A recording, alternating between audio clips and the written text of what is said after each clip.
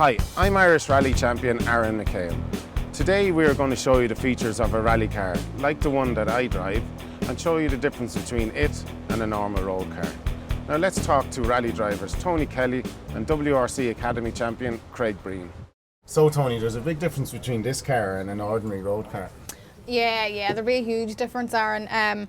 Like when you even look into the car, you can see that it looks completely different. The most obvious thing is the roll cage itself. If you have a look around, like you can see that there's just kind of bars jutting out everywhere. And the main point of this is, you know, that if you go off or have an accident or whatever, or if the car rolls, that you know you've got protection and the whole thing won't crumble in around you as such. The next thing then would probably be the seam welded chassis itself. You know, the actual body of the car is strengthened as well. And then I suppose the most important thing with from the driver and navigator's point of view is the seat belt. There are 5 points. There's 2 at the side and 2 at the front, and then the last one here, and they all connect into this one. They're all tightened so you can't move, you literally can't budge in your seat, and everything's fireproof as well. And then I suppose one of the main ones as well would be the fire extinguisher that's built into the car. So you press the button if there's a fire, and the whole thing, you know, the car literally fills up with foam and puts the fire out.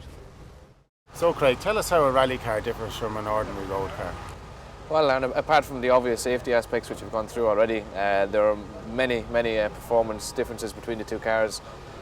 We don't really need to look too far. The brakes, the sheer size of the brakes, the stopping distance in this car here is probably 80 metres. When you're comparing to a road car, it's completely different. But I think brakes is probably one of the primary differences between this rally car and an ordinary road car. And suspension-wise, does this differ greatly from a road car?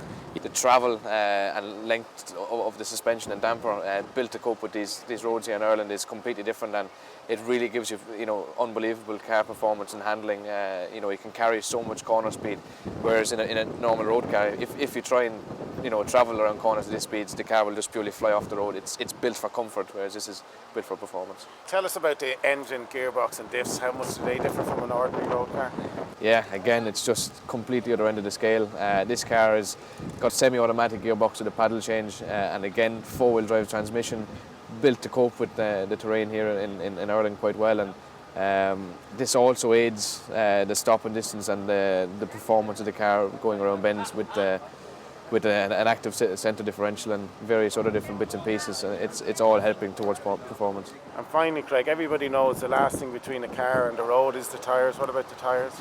Yeah, obviously, again, going to a road car, road noise and, okay, performance is in it at some aspects, but again, with a rally tyre, it's purely about road holding and, how much grip you can get from the compound of the tyre. So it's all about keeping the car as glued to the road as possible, and then that's, when you try and step back into a road car and do the same thing, it's just not possible. They're built for a completely different purpose, which is, everyday driving at the legal road speed.